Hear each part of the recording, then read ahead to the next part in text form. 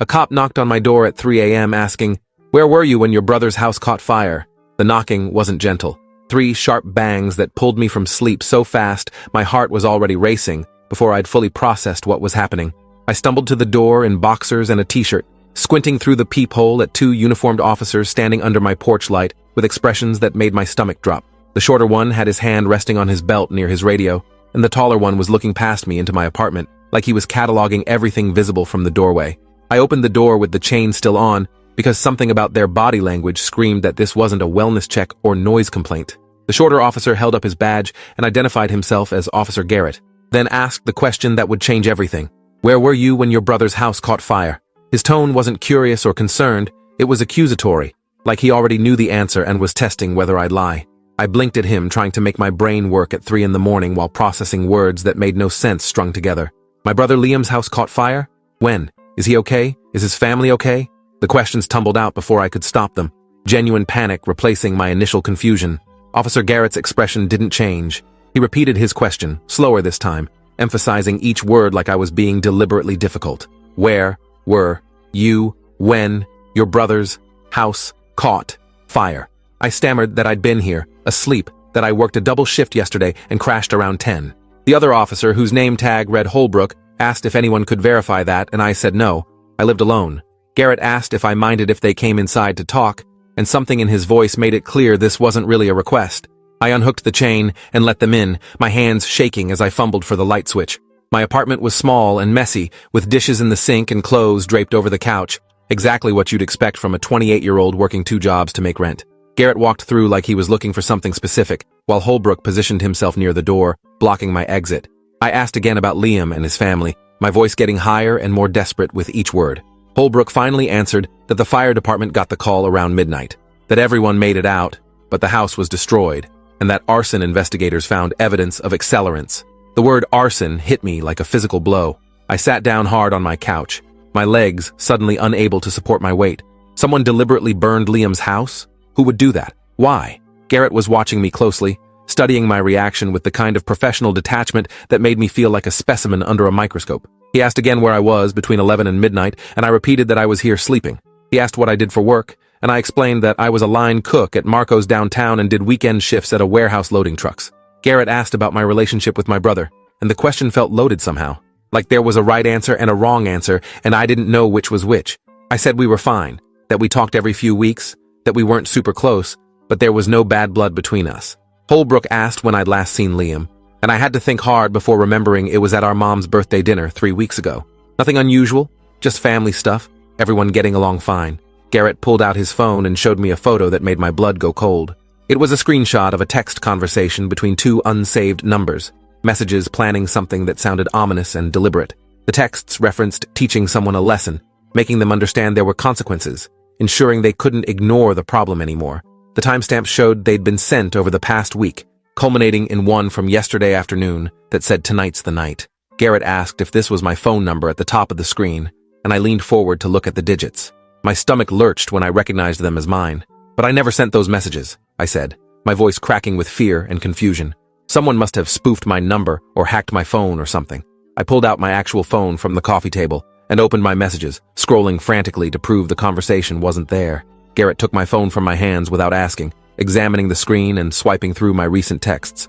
He asked why I deleted the messages if I hadn't sent them, and I insisted I hadn't deleted anything. They were never there to begin with. Holbrook moved closer, his hand now resting on his weapon in a way that felt deliberate and threatening. He said they'd received an anonymous tip an hour ago, claiming I'd been making threats against Liam for weeks, that I blamed him for problems in my life, that I'd specifically threatened to burn his house down if he didn't make things right. The accusation was so absurd I almost laughed, but the seriousness of their expressions killed any humor before it could surface. "I don't know who told you that, but it's completely false," I said, hearing the desperation creeping into my voice. "I have no reason to hurt Liam. We barely even talk beyond family gatherings. What problems would I even blame him for?" Garrett asked about money, whether Liam owed me anything or vice versa.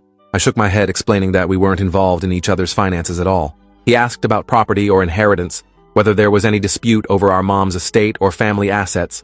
I said our mom was still alive and healthy, and even if she wasn't, Liam and I had no reason to fight over anything.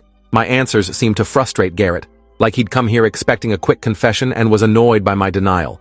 They asked if I owned any gasoline containers or accelerants, and I said no beyond what was in my car's gas tank. They asked if they could search my apartment, and I hesitated because every crime show I'd ever watched said you should never consent to searches without a warrant. But I also knew that refusing would make me look guilty of something I didn't do. I told them they could look around, but I wanted it on record that I was cooperating fully and had nothing to hide. Garrett nodded, and they began going through my apartment methodically, opening drawers and closets, checking under furniture, examining my trash. Holbrook went into my bedroom while Garrett focused on the kitchen and living area. I sat on the couch trying to calm my racing heart while questions spun through my mind. Who would send those texts from my number? Who called in the anonymous tip?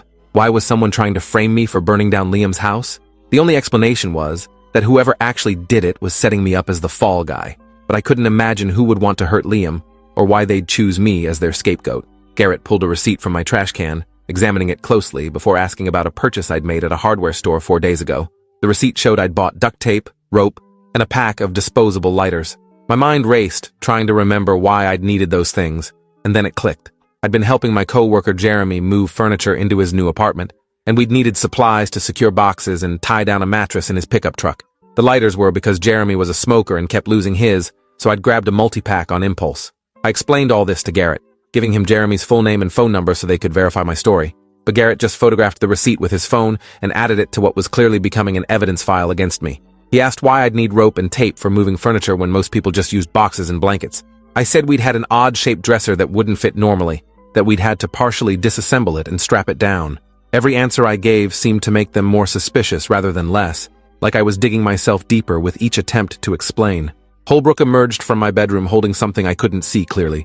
He showed it to Garrett, and they exchanged a look that made my heart stop. Garrett turned to me and asked why I had a burner phone hidden under my mattress.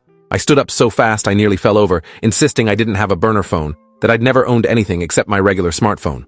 Holbrook held up a cheap flip phone, the kind you could buy at any convenience store with cash and no registration required.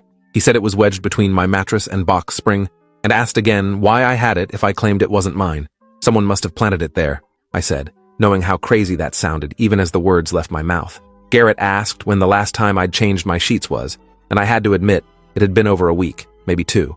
He pointed out that meant someone had broken into my apartment, planted a burner phone under my mattress, and left without me noticing.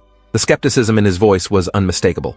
I insisted that was the only explanation because the phone wasn't mine, but I could see neither of them believed me. They asked if they could take the phone as evidence, and I said yes immediately, eager to prove it had nothing to do with me. Garrett bagged it, while Holbrook made a call from his radio requesting additional units and an arson investigator. That's when I realized this wasn't just preliminary questioning anymore. They actually suspected me of a serious crime, had physical evidence they believed connected me to the fire, and were building a case that could result in my arrest. I asked if I needed a lawyer, and Garrett said that was my right, but if I was innocent, cooperation would help clear things up faster.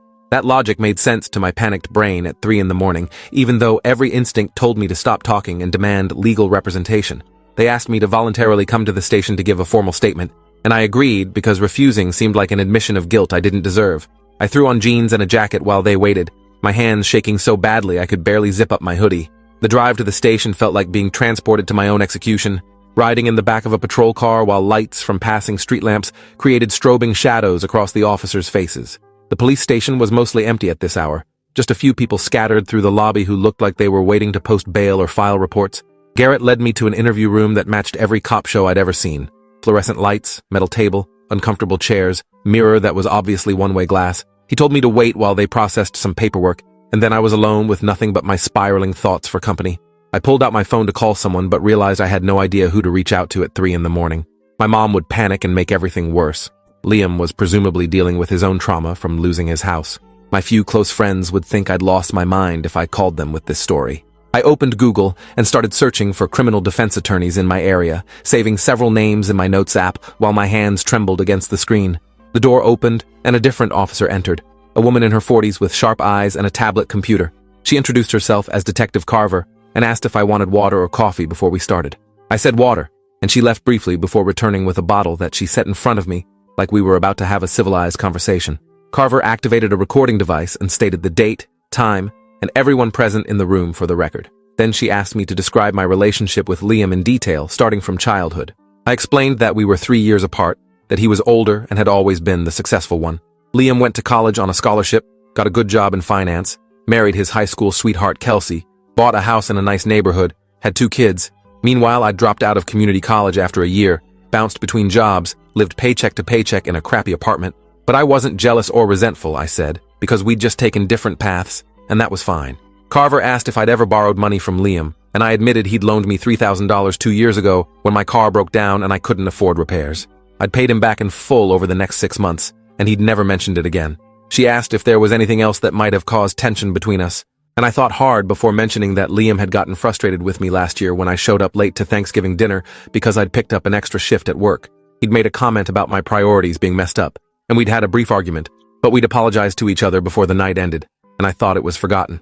Carver pulled up something on her tablet and turned it toward me, showing me screenshots of social media posts I'd apparently made over the past month, except I hadn't made any of them. The posts were on an account that looked exactly like mine, same profile picture and username, but the content was disturbing. One post complained about Liam having everything handed to him while I struggled. Another said people like him needed to learn that actions had consequences. A third, from 2 weeks ago, specifically referenced burning bridges and watching everything someone cared about turn to ash. The posts had my name attached to them, but I'd never written any of those words. I told Carver that someone had either hacked my account or created a fake one, and I could prove it by showing that none of those posts appeared on my actual profile. She took my phone and verified that the posts weren't visible on my end, which she noted in her report. But she also explained that the posts had been seen by dozens of people before being deleted, and screenshots existed as evidence regardless of whether they were still live. Someone was methodically framing me, creating a paper trail that made me look obsessed with my brother and capable of violence. I asked Carver directly who would do this and why. She said that was what they were trying to determine, but right now, all the evidence pointed to me being involved in the arson. The fake texts from my number, the anonymous tip about threats, the suspicious purchases at the hardware store, the burner phone hidden in my apartment, the social media posts. Each piece individually might be explained away, but together they formed a compelling narrative of premeditation and guilt. I insisted again that I was being framed, that someone was going to enormous lengths to make me look guilty of a crime I didn't commit. Carver asked who had access to my apartment, who knew enough about my life to create such a convincing frame job.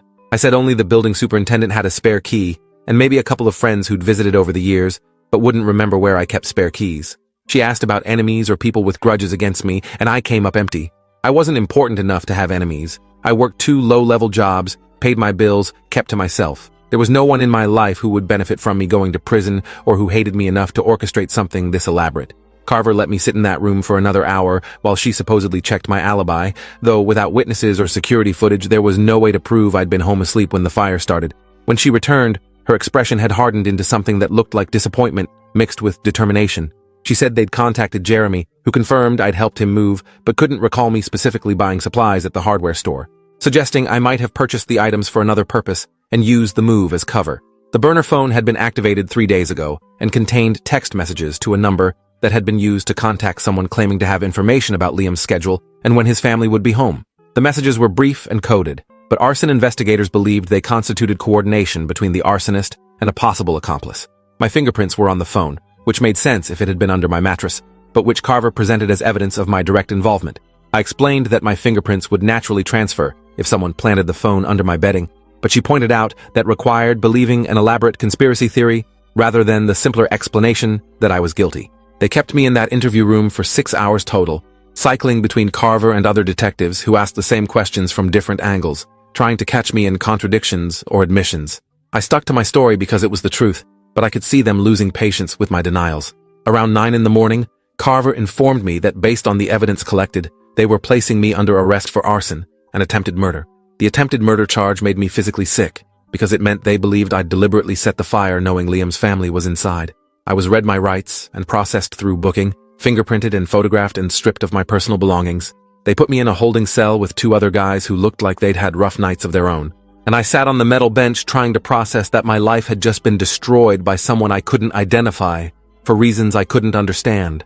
My arraignment was scheduled for Monday morning, which meant I'd spend the entire weekend in jail unless I could post bail, but my savings account held maybe $800, and I doubted any bail bondsman would take a risk on an arson suspect with no collateral. My one phone call went to my mom, who answered cheerfully until I explained where I was and why.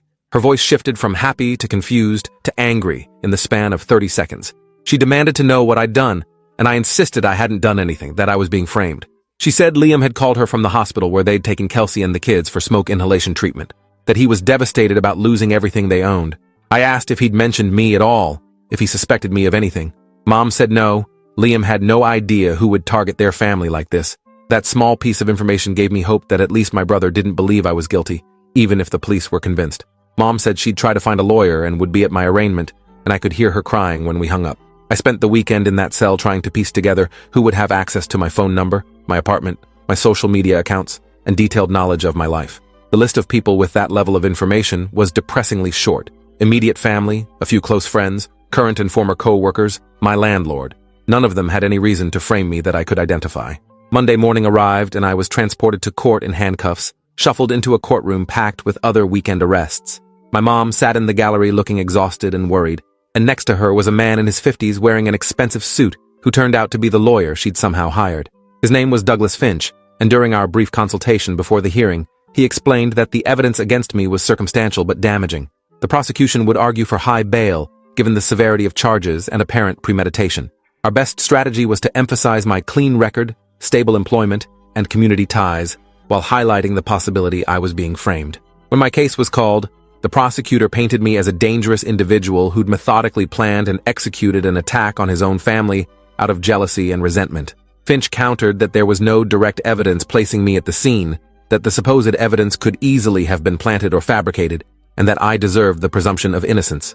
The judge set bail at $75,000, an amount that might as well have been $1 million for someone in my financial situation.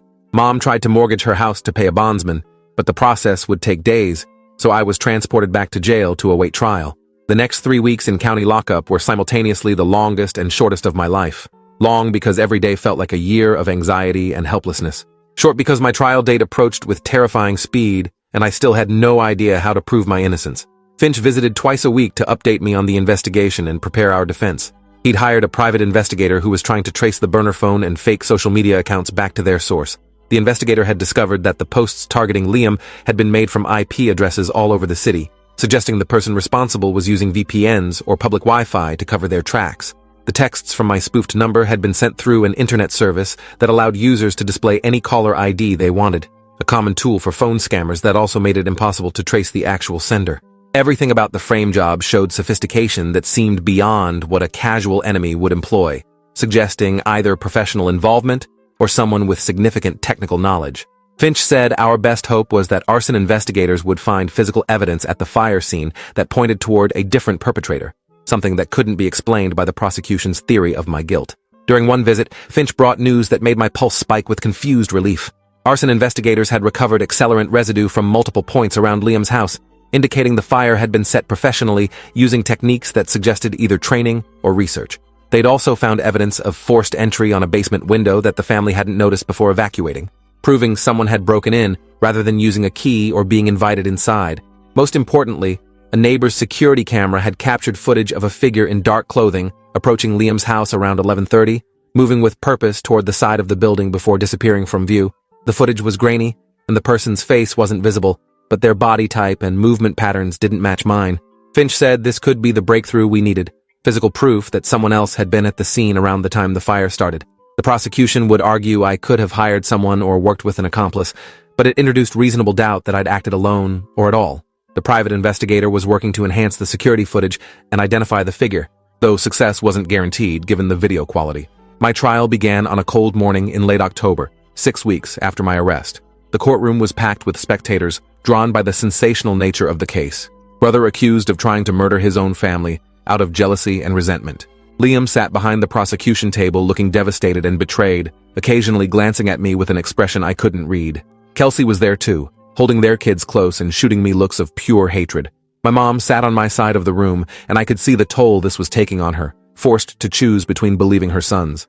The prosecution's opening statement painted a picture of me as a failure consumed by envy, someone who'd finally snapped and decided to destroy what I couldn't have. They promised to present overwhelming circumstantial evidence of my guilt. The fake texts, the hardware store purchases, the burner phone, the social media posts, all pieces of a puzzle that fit together to show deliberate planning and execution. Finch's opening emphasized reasonable doubt, the lack of direct evidence, and the very real possibility that someone had gone to great lengths to frame me for reasons we hadn't yet uncovered. The prosecution called witness after witness over the first 3 days of trial. Jeremy from my work testified about helping me move and confirmed I'd bought supplies but couldn't say what I'd used them for after. The hardware store clerk identified me from surveillance footage making the purchase that included lighters. The anonymous tipper turned out to be a woman named Linda, who lived near Liam and claimed she'd overheard me making threats at a family gathering, though I had no memory of ever meeting her, and Finch tore apart her testimony on cross-examination, revealing she couldn't provide specific details about what I'd allegedly said or when. The detective who'd searched my apartment testified about finding the burner phone and described my reactions as suspicious and evasive. A technology expert explained how the text from my number could have been sent and how the fake social media accounts had been created, inadvertently supporting our defense by demonstrating how easy it was to frame someone with basic technical knowledge. On day 4, Liam took the stand, and that's when everything shifted in ways I couldn't have predicted. Liam testified that he and I had always had a good relationship despite our different life paths, that he'd never felt threatened by me or feared I'd harm his family. The prosecution pushed him to remember any incidents of jealousy or resentment, and Liam admitted there'd been moments where I'd seemed frustrated with my circumstances, but he'd never interpreted that as directed toward him personally. Then the prosecution asked about the money I'd borrowed 2 years ago, whether paying it back had caused me financial hardship. Liam said I'd made regular payments without complaint and had even refused his offer to forgive the remaining balance, insisting on repaying every dollar. The prosecution tried to frame this as me feeling indebted and resentful, but Liam pushed back firmly. "My brother isn't capable of this," he said, his voice breaking. "Someone is trying to destroy our family and they're using him to do it." The judge had to call a brief recess while Liam composed himself, and when we returned, the prosecutor looked frustrated that their star witness wasn't cooperating with the narrative they'd built. On cross-examination, Finch asked Liam if he could think of anyone who might want to hurt his family or frame me. Liam hesitated, and I could see him wrestling with something he didn't want to say. Finally, Liam admitted there was someone. 6 months ago, he'd fired his assistant at work, a guy named Owen who'd been stealing from the company and falsifying expense reports. The termination had been ugly, with Owen threatening legal action and making vague statements about Liam regretting his decision. Liam had reported the threats to building security and thought nothing more of it until now. He provided Owen's full name and last known contact information, and I watched the jury's expressions shift slightly as they processed this new information. Finch immediately requested a recess to investigate this lead, and the judge granted 48 hours to determine if Owen was relevant to the defense. The prosecution objected strenuously, arguing this was a last-minute attempt to introduce alternative suspects without evidence, but the judge overruled them and dismissed the jury until Wednesday morning. Finch and the private investigator spent the next 2 days doing a deep dive into Owen's background, and what they found was damning enough to potentially change everything. Owen had a history of retaliatory behavior when he felt wronged, including a previous employer who'd suffered mysterious vandalism after firing him. More importantly, Owen had technical skills from his IT degree and previous work in network security, exactly the kind of expertise needed to spoof phone numbers and create fake social media accounts. The private investigator tracked Owen down to an apartment across town and managed to get surveillance footage from the building's lobby. The footage showed Owen entering and leaving at various times, but one timestamp stood out: footage from the day before the fire showing Owen carrying what appeared to be a laptop bag and a cardboard box. When Finch subpoenaed Owen's apartment with the new evidence, police found a laptop containing browser history for research on arson techniques, VPN services, and phone spoofing applications.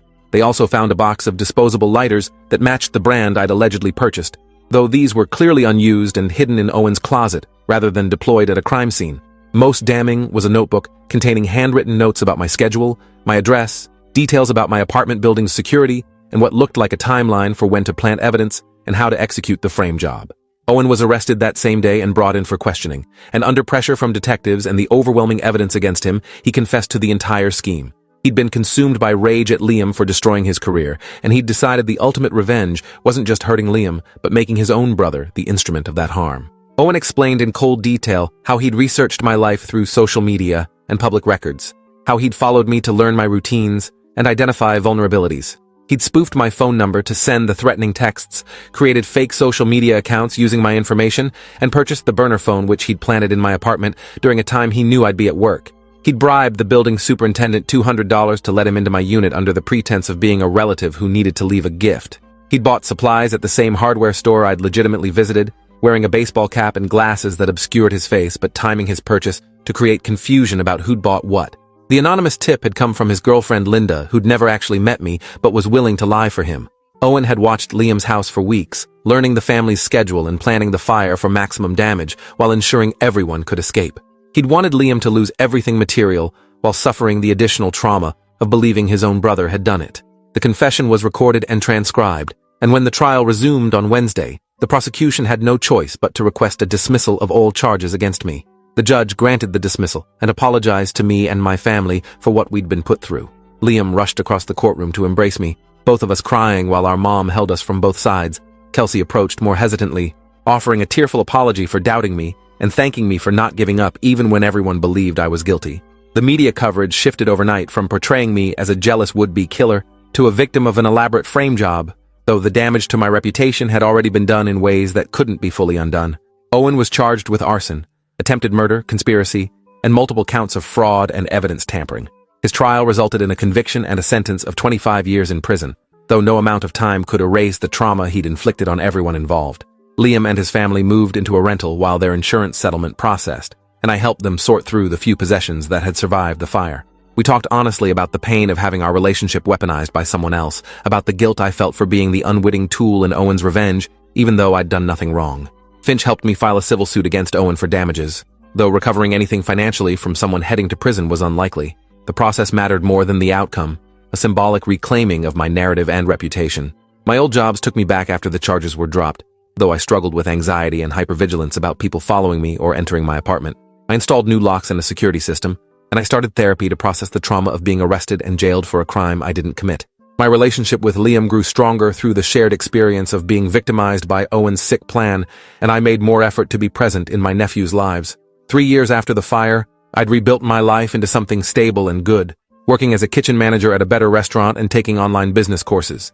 Liam's family had moved into a new house, and we had dinner together every other week, making up for lost time and reinforcing bonds that had nearly been destroyed.